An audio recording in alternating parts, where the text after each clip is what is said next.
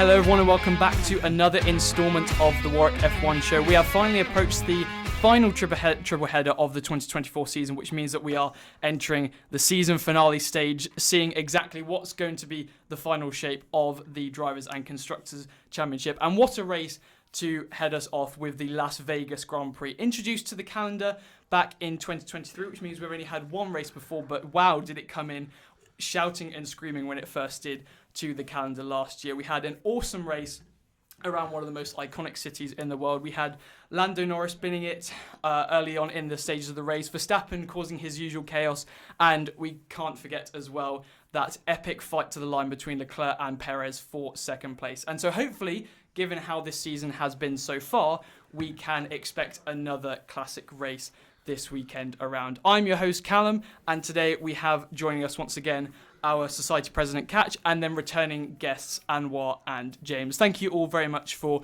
joining me today. And today we're just going to be going through what exactly we can expect when we go to watch what is going to be a very early race for us all, for all of us fans to watch this time around. The first one being mainly an update to the Drivers' and the Constructors' Championships. And this is the first race where, after Verstappen's incredible performance last time round in Brazil, going from 17th to 1st in what was a very wet and chaotic race, he can now secure his fourth driver's title, which, given that we were saying how it wasn't too long ago that we were saying a title battle, it really shows, I think, or sums up how not only just how well Verstappen has done to drag his Red Bull car through the mud and what has been not a very good Red Bull car for the latter stages of the season. He's done very well, but also maybe a slight disappointment for Lando Norris and McLaren that they weren't able to get more of a hold on it. As it's not like we're even taking it to the last couple of races. We can fully expect this time round that Verstappen might be able to take his fourth world title this weekend. I think it is highly likely because all he has to do is outscore Lando.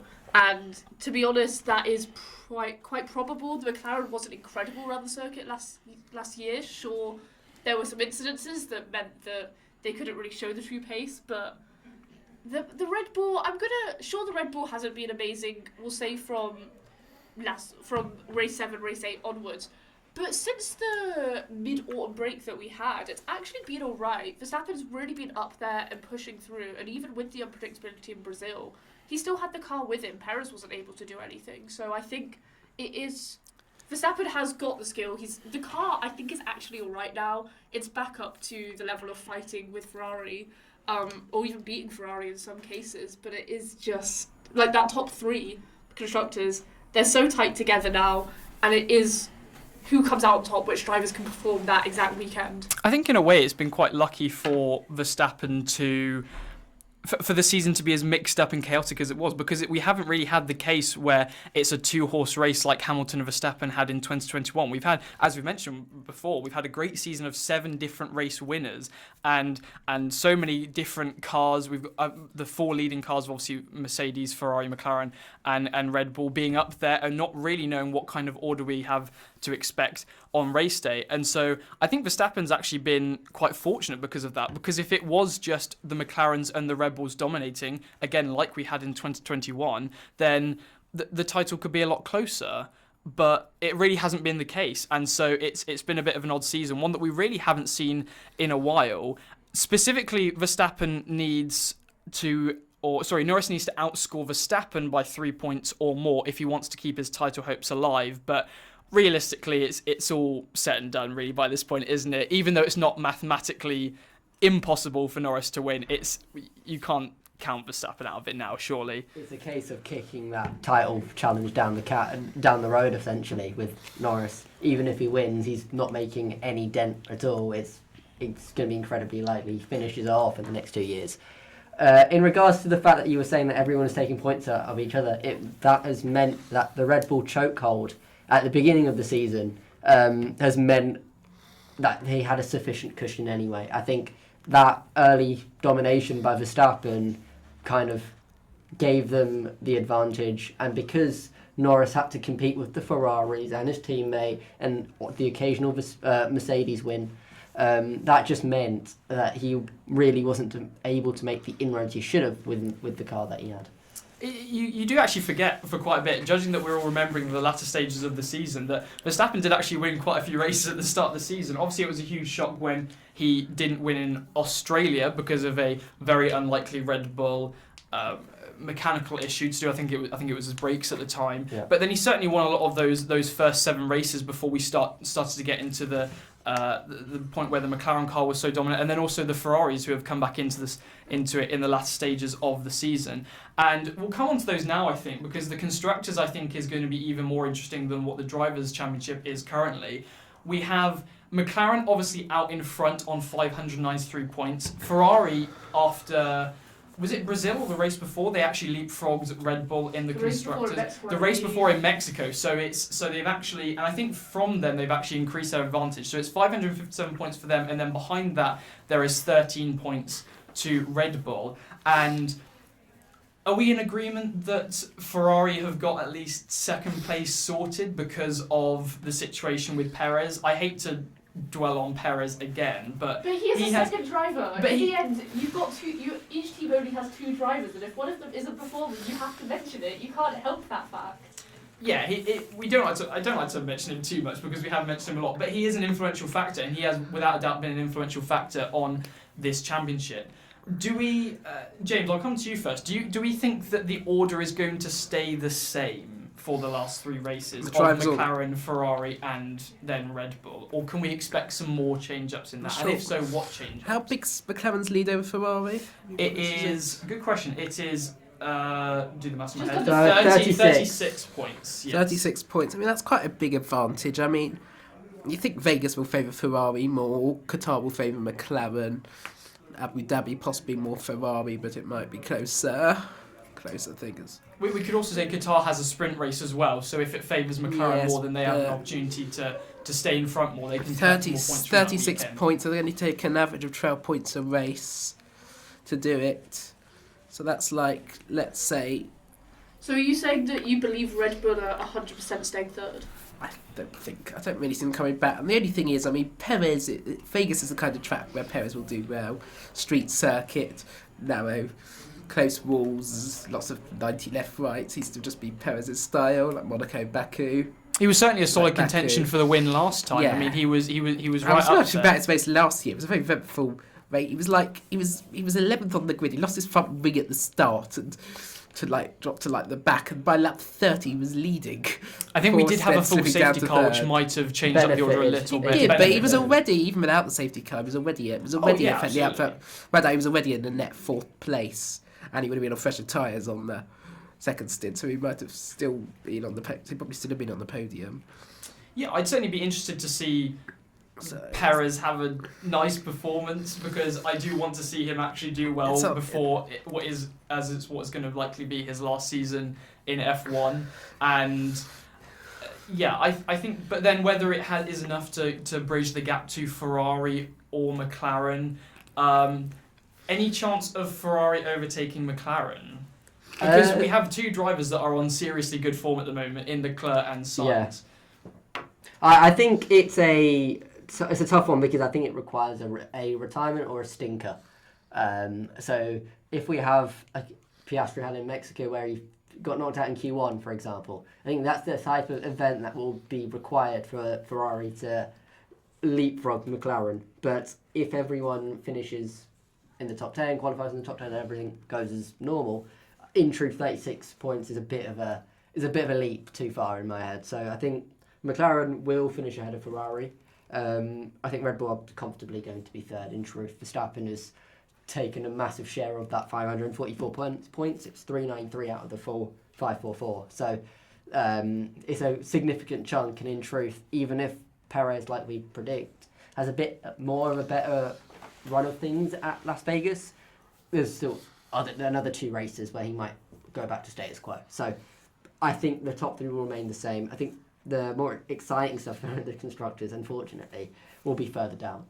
Yes, and you've actually segued me on perfectly there to our next talking point, because after Alpine's incredible performance, finishing as a double podium in Brazil, then Alpine have leapfrogged not one, not two, but 3 teams up to 6th place, recovering from what was an absolute stinker of a season for them before.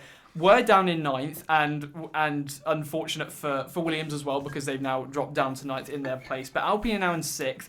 Haas are in 7th and RB are in 8th, but there's only 5 points separating those 3 teams, and so especially for Las Vegas and probably Qatar as well, because of the nature of those circuits, because of the how close to the wall the cars are, the likelihood of chaos. These teams really need to be opportunistic for getting these points when we know that for the lower down teams it's not as available to get these points, and so really one race could make the difference in this triple header for any of those teams. Yeah, it completely will. I said it before, I feel for Haas. They've done so well all season just to get little point after little point. And I will still believe that Alpine's season has been a stinker. One good race does not stop your season from being a stinker. So I think even with them having, like I said, they're ditching the engine stuff, so even just that alone, stinker of a season. But anyway, my slander on Alpine can end right now. But is if I just quickly interject here, is that because you expect them to do better because they're a works team? Because they've come from Renault, they've come from good background. It's not that they're a random new team that's joined the grid. I expect them to be alright. At one point, they were literally fighting up in 5th, 4th place in the constructors, and they've spent most of the season in 9th. It's embarrassing. Look at the They'll teams say it you're comparing. themselves. Look at the teams you're comparing them to as well. A junior team, a team that gets as many parts as they possibly can from Ferrari, so they're basically a hand-me-down team. And this is a team that is a works team, massive amount of funding, government state sponsorship as well, because the French government also have like a stake in that in Alpine and Renault. This isn't a team that should be 6th. This is a team that should be at the very top. I think the people at Alpine have certainly, after that Brazil, breathed a huge sigh of relief from finishing what is 9th, which would be a horrendous finish for that team. Before Brazil, their results were on to become a palindrome since they joined F1. Since they rejoined F1, it was at night. Their seasons were 9th, 6th, 4th, 5th, 5th, 4th, 6th. They're going to be 9th until Brazil. So they've risen to the top and dropped back down again. But they have rescued it. But you mentioned that it's very unlucky for Haas. But we still have 3 more races to go. And do we think that because of Haas's consistency this season that will get them ahead? Because it's not unreasonable. It's only a 3-point gap. You only need a good performance from Hülkenberg or Magnussen or Alpine having or any reliability issues as well. Yeah, all you need is the top is one or two drivers in the top 4 teams to have a rough weekend. And we've seen that happen quite a lot. Sure, I'm excluding Brazil from all my situational judgment, but even with all the other races, it's unlikely that we've had the top 8 drivers from those top 4 teams finish in the top 8 spots. So there has been drivers especially from Haas and even Williams have been getting little points in the latter part of this season. So I think it is likely that we do see some more shuffle. The way I do think Alpine will drop down again, I just don't think that car is strong enough. Sure, they'll have the confidence, but maybe they'll be overconfident and then cause an incident. I don't know. But I could see definitely Haas jumping back up to 6th. I think that is quite probable. I disagree, actually. Interesting. I actually think the Alpine slander is a little bit overdone now, because they have been a little bit better in recently. I think Gasly's been on a good set of form. Gasly's been putting some really and good in truth, there isn't actually a lot of points available. Like, even if we say one of the top, let's say Perez has stinkers, there's still a 4-point available, a 2-point and a 1-point available. So there's not a lot to choose from. And considering the fact this weekend's Las Vegas, massive straight, there's a certain team who are currently 9th in the constructors who are really good on the straights, Williams. I think they're going to be a factor this weekend. So there's going to be less points for this weekend in my head.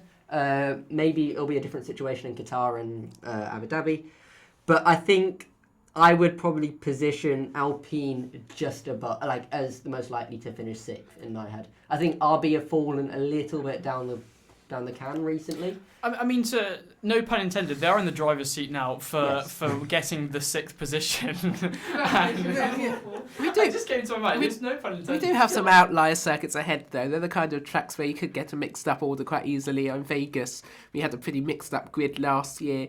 The track, it's very cold, which can affect things. Obviously, it's a street circuit with no barriers. Hopefully, they won't spill any oil on the track this year. Or potholes either. And We there won't be any haven't loose got onto the manhole potholes. covers. And then Qatar is the opposite, very hot. Lots of high-speed corners. Hopefully, we won't have the same issues with tyres not lasting like last time and punctures in the past there, and won't have the same issues with everyone getting ill from the heat. Given it's now December. Yeah, I do think that. Yeah, it's so. What we've just covered there is it's unpredictable No one knows what's going to in which happen. we're trying to. But that's true because it's just these events, especially at a track or multiple tracks with Qatar as well, that's so chaotic, where it's just going to be down to the team that can either find themselves in the luckiest position or can take advantage of what they have available.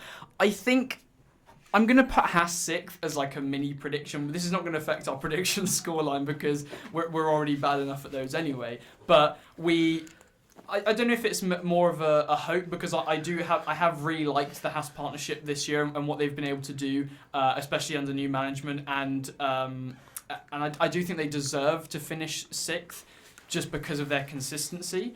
But then, yeah, I don't know. Alpine have been doing well. We mentioned, of course, Gasly putting in some great performances. I don't think RB will be good enough to reach Alpine. I think it might finish Haas, Alpine, and then RB, if I'm completely honest. But I've been wrong in the past many times on this show. This podcast may as well just become the We're Wrong podcast. It really could be, and we'll stick around for our predictions a little bit later, where we can see how more levels of how we are wrong. But I think we'll move it on. We've dissected that quite a bit, and it'll be very interesting and very unpredictable to see what it actually comes out as, and also dependent on the other 2 races of the triple header being Qatar and Abu Dhabi. There are not really many changes to the track that have been reported, any major changes to the circuit. The actual circuit layout has remained the same. Obviously, as we mentioned, we hope all the potholes are secured for this race. But one final thing to report is we do have a new race director coming in for this race. So after Brazil and some stuff behind the scenes we don't know, maybe to do with the recent inconsistencies with the decisions made by the FIA, we had Wittich, who was the previous race director, who resigned, maybe got fired as well. Definitely Resigned Definitely got /fired. fired. But got most fired. definitely He got fired. He got sacked, okay. got Okay, sacked, right, we're but coming down on that he side got of the sacked. fence then. Well, there's the strong believers. I think it's such a tricky position for the race director. Now, 3 races in, sure he was race directing F2 and F3, but it's still so difficult. Las Vegas is such a controversial circuit anyway. I think we're hoping for the no potholes, like we mentioned. There hasn't been, I don't know if you remember last year, but there was a lot of uproar from the residents around Las Vegas because it took 9 months for the circuit to be done. It's only taken 3 months this time because of a lot of the infrastructure was already in place. There was also a lot of controversy through people standing on bridges. They have put metal barricades over those bridges, so you literally cannot see off a bridge right now. So it's all interesting. I think having it being a street circuit like Las Vegas, there will always be controversy. Even if the track's not had updates, there's still going to be a lot of talking points. And also, we haven't mentioned this yet. For us in the UK, sure, it's a 6 a.m. start. It's a Saturday night race. They're racing on Saturday nights. Yeah, This I don't is know. weird. It's It gotta does be- feel weird that that's the exception we made. Hopefully they won't be doing practice Yeah, at for 4 Las a.m. Vegas. again. No, it's 6 a.m. It's Hopefully fine. they won't end up doing it at 4 Oh a.m. my local God, time. yeah. Yeah. Oh, that was The that. hell? Yeah. I think luckily we'll obviously see it come the weekend, but I do think that the people organising the race have done a lot of things to address the issues that cropped up last year, because there were quite a few issues. But then it is a new circuit and it is a new race, so we've got to cut them some slack, I suppose, if they even care about our opinions on The this first event podcast, is if they're always a actually little bit listening. rough anyway. Yes, but yeah, I'm sure it will run a lot smoother this time around. I think that's pretty much it. We've done quite well.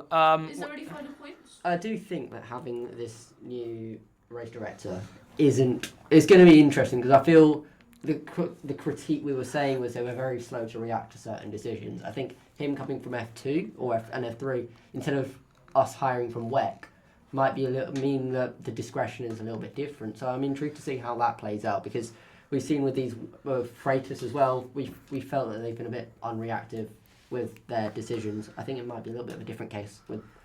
I do think that. I mean, normally we've had a problem with previous directors not having the consistency in decisions. So I guess no one will really mind this race because there's not really any previous decisions for him to compare to. Maybe when we get to Qatar, Abu Dhabi, we might recognise some. But we do hope he does all the best because we want a fair sport, obviously, as well as an entertaining sport. But I think it's very much time for some predictions. So if anyone listening at home hasn't listened to the podcast before, which you absolutely should start to do so, then we do predictions for each race where we predict our top 5, and then a 1, 2 and 3 point prediction where if there are more points available, then the prediction is less likely to occur, essentially. And we take it in turns to decide who's going to be picking the winner, and this weekend it did fall to myself. So I am going to go with Verstappen first. I know there's been a lot of talk. I think I was debating between Verstappen and the 2 Ferraris. Obviously, we know the incredible form that the Ferraris have been on, especially for our previous triple header. But I do think Verstappen just has this. We mentioned before that the Red Bull car is up to some sort of standards now, and he obviously performed very well in the Las Vegas last year. And I do think as well, just I don't know, maybe because he can tie up the Drivers' Championship this time around. I just have a feeling that he is going to do very well, certainly compared to any of the other drivers. And he has obviously the most experience out of anyone in those race contenders. So I'm going to put him first. Thought I'd better put a Ferrari up there, so I went with Sainz, my personal favourite out of the 2 Ferrari drivers, in second. Lando Norris third. Leclerc in fourth. And then I thought I'd put a Mercedes up there, so I'm going to go with Russell P5.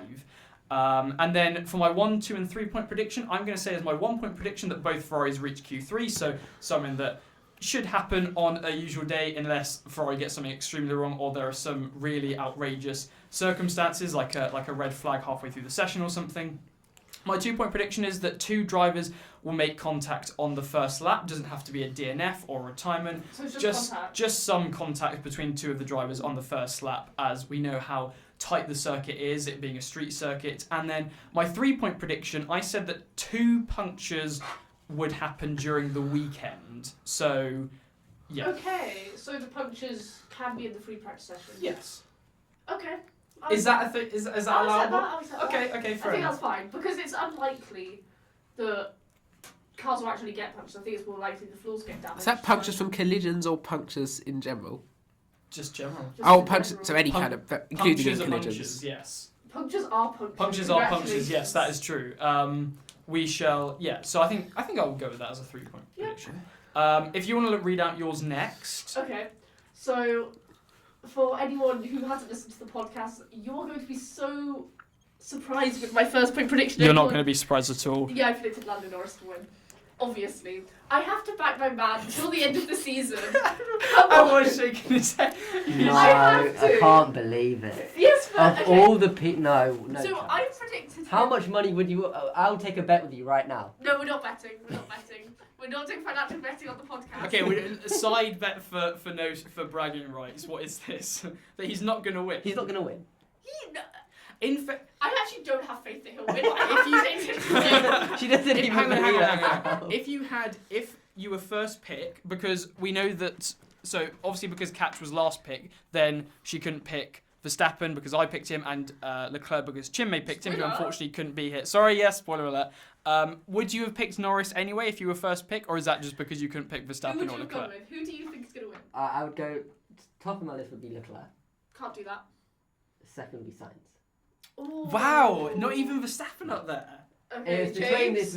I was Sainz also and- going to go with Leclerc first, Sainz second, Verstappen. I do I think think it's Leclerc. No, Leclerc. I do completely understand. I do think he's going to be a strong contender. We know how strong the Ferraris have been over the past few races, and he was very good last year as well. So I would certainly not be surprised if Leclerc was able to win. I think Verstappen's more likely, which is why I've picked him to be first. But Recency bias. recency bias. Recency bias. And because he is like a 3-time world champion, and he is Nice. one of the greatest drivers that the sport has arguably ever seen. That's why I picked But- Lando Norris. Leclerc, I just think this track's going to suit Ferrari. I mean, it's got long straights, low-speed corners. It reminds me a bit of Baku in that regard, where Ferrari have been strong and other tracks where Ferrari have done well this year, like Monza. I agree, but it also reminds me of tracks where there's a lot of chaos and Ferrari can There mess could up. be, yeah, So- but they're not really what confidence do you have in McLaren? They were very- McLaren not to mess up. They were very... Because it's, McLaren are the because new we- Ferrari. Because we've had a nice break. Oh no! Ferrari were very quick at Vegas last year. I mean, Leclerc should have won the race. He was very unlucky with the timing of with the safety car. Ironically, had Verstappen not been given a penalty for barging Leclerc off the track in the first corner, Leclerc would have probably won the race, ironically, because then Verstappen and Russell would have come together and there'd be no safety car. Anyway, back to my Hang on, you haven't answered my question. Just very And that was quickly. last year. Would you pick Norris if it wasn't for? Yes. I'm picking him for the rest of the season. McLaren Do you had want to win? McLaren had a horror show at Vegas last year. I want this title fight to carry on that isn't a title fight, but I want this I to didn't carry even on. met- I respect your commitment. That's Thank all I'll you. say. I'm dedicated. McLaren didn't even make it into Q2 at Vegas last year. But They can't have this, the Q1. this season is different. We know that their cars improved because they were not genuine title fighters. Constructors, yeah, and Good literally titles this year. constructors. So I think it is a bit different. But you're right. They didn't favour this track last year as well. The thing is, McLaren have developed their car in the sense that they are strong around all circuits now. Sure, they're maybe not the 100% best, but last year it was so up and down, whereby circuits like Vegas, we were probably like the 5th best car, or maybe 4th. Now we can easily say we're maybe top 2, if Verstappen decides to make the Red Bull good, top 3 in every single circuit, no matter what. So there's always a chance. Like, I'm never going to rule out. I think Lando will have a comeback weekend. Everyone's been talking down on him the whole of this break. It's been so unfair. So he's going to come back and win it all. Easily. Okay. Win it all is crazy. Yeah, you actually I meant stop. pole Win it all is I meant pole diabolical. position and race win. We'll do Okay. that. I'm not saying win the whole thing. I thought you were. There's no I thought championship you. at I all. thought you were saying driver's championship. I'm No. like, how biased is this? Okay. No, Right. okay. That's fine. But genuinely, I don't know how Lando winning a race is this controversial. That's crazy. It certainly isn't. No, I think he's definitely on his day, and if he's able to tie it together, and if the McLaren car is there, I do genuinely think he is capable of winning that race. I certainly don't think that he is the most likely to win this race this weekend, but I certainly wouldn't be surprised to see him on the top step of the podium. We'll continue because we could talk about this for hours. What have you gone with for the rest of your top 5? I've gone Verstappen second because maybe he'll just be leading the race and then get a penalty and then he'll go down second. I don't know. But I've gone Excuse me. I think Verstappen's found himself more down the order because of penalties this season compared to his own ability, if I'm being completely honest. So it's not the most outrageous prediction. Exactly. So Norris first, Verstappen second. Then I've gone for the Ferraris, Sainz, then Leclerc. And then I've gone same with you, George Russell in 5th, because I think he's on better form than Lewis is at the moment. Oh, certainly. After Brazil, I think he is certainly on best There's no form. doubt. LH is like I think we need to talk about the fall off this We need to season. talk about He's Lewis not Hamilton. on good He's not been great. Like I He's good. understand he's probably getting frozen out of meetings and the rest of it. I think Russell's been comfortable in that battle though. He's going to need to up his game next year at Ferrari or against Leclerc. It's going to be a sad end to his career. It's going to be a tough battle certainly against Leclerc next year. I think that for now it's just I don't think it's been too much of the season for it to say that he's actually getting worse. I think he's definitely without a doubt hit a bit of bad form. I don't want to quite say that he's getting worse. Yes, no, but we'll see. And I think what his results are in the last bit of this triple header are going to dictate that, and also how he can adapt to the Ferrari next year. And I mean, no one's doubting his ability. He's a 7-time world champion, but it's just I want him to do well. Yeah. I want him to succeed. I think we all secretly want him to get an 8. Yeah. I think there is a feeling in everyone's heart Yeah. he deserves to get the 8 after 2021. So there is that narrative where if he does win, I'm happy. Yes, I think so. I'm not sure how likely that is, but I think a lot of people would be happy to see that. So, certainly. 1, 2, and 3 point predictions. We're going off a lot of tangents. My predictions create great talking points. Can I just They say? create like not drama, but controversy. That's controversy. The You Piers guys just Morgan haven't of seen the F1. trailer yet. No, you do not say that. No. Okay, my 1 point prediction is 1 red flag during the weekend. Probably going to happen. Not going to specify for what, just a red flag. 2 point prediction, Perez doesn't make Q3 because his form is horrendous. And my 3 point prediction is Lance Stroll causes 2 other drivers apart from himself to DNF. We don't target specific drivers on this podcast. Can I just clarify with that prediction? Lance Stroll doesn't have to DNF. It's just 2 drivers have to DNF because of Lance. It wouldn't be the most outrageous thing in the world. I think. Okay, I'm not saying that this is going to happen, but if you could, Oscar, who's been a guest, if you've seen a guest on this podcast before, then he's not going to be happy with this. But yeah, I think if you could pick one driver that it was going to be, then Lance Stroll wouldn't be near the bottom of that list. That's all I'm going to say. We're now going to move on to Chinmay's predictions. Unfortunately, he couldn't be here today, so I've got his predictions that we're going to read out here, and we have the luxury of reacting to these and him not being able to argue the other side. He can't fight back. Exactly. So we've got, he's gone for Leclerc first place, which I think is definitely, we already mentioned that Leclerc is going to be a good contender for the win, so I think that's fair enough. He's gone with Piastri as actually in second. No, that's interesting because I think Piastri is good. Like, I guess the circuit was new for everyone last year, but I just don't think it's one that will suit him. It's just the McLaren around Vegas and the fact that he's not on top form at the moment, really. Yeah. I don't think so. And also I think it's because the McLaren hasn't been as overly dominant, I'd say, as maybe it was in the middle part of the season. And I think that's showing in Piastri's results recently a little bit. So I think second is maybe a bit optimistic. Optimism. We do love optimism, though, yes, and I think that given certain chaotic events happening in the race, that could be a possibility. He's gone with Verstappen third, so not even a tactical Verstappen P5. He actually thinks that he'll finish in third place, which I think is quite surprising. Sainz in fourth, and then Norris in fifth. So it's a tactical Norris in fifth this time. What? Because you think he thinks he's going to... But he could have picked Norris in first. Yeah, but he didn't. He did tactical Norris in fifth. Okay. How in what way is this tactical? Basically, so we should explain it. For people who haven't listened to our previous episodes, if someone, because at the start of the season and also last year in 2023, it was a pretty safe shout that Verstappen was going to win. So if you couldn't predict him as first, you would put him fifth so that he was in your top 5 when he inevitably won. That is obviously not as much the case this year. So basically what Katch is saying is that it's inevitable that Norris is going to win, which I don't think is going to happen. 1 point prediction for Chinmay. He says that Gasly is going to continue his clean weekend streak, i.e. he's not going to get any damage throughout the race. Yeah, because there has been a video on it recently. I've seen the same bit of news that has gone around that Gasly has not caused a single bit of damage to that Alpine all season. Which is so impressive. Yeah. It's really a testament to how well he's been. I would definitely, if you have a spare 5-10 minutes, have a look at the Destructors standings on social media. It's really interesting. Love the videos, love the stuff with Destructor standings. The only standing that Sargent or Perez is going to lead. Yeah, certainly we've already mentioned how much of a phenomenal job he's been, and I think that is quite likely.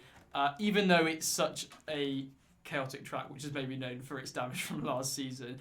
His 2 point prediction is that a non-top 4 team, so that is a team other than Mercedes, Ferrari, McLaren and Red Bull, finishes in the top 7. We could even consider Gasly for that as well, as he has been, he's definitely gotten up in that top 7, top 8 positions for Alpine in the last stages of the season. And then for his 3 point prediction, a standard 3 point prediction, at least 3 red flags across the weekend. So we can include in that red flags in practice or qualifying, as well as the race on the Sunday for us. So that has been our predictions. I think we've thoroughly dissected what is going to be hopefully an incredible race weekend and a really good start to our final triple header of the season. We will of course have a race review of the Las Vegas Grand Prix out next weekend after the race, and of course plenty more previews and reviews as we head into our final race in Abu Dhabi. But until then, thank you very much Katch, Anwar and James for joining me. I've been your host Callum, and until next time, goodbye.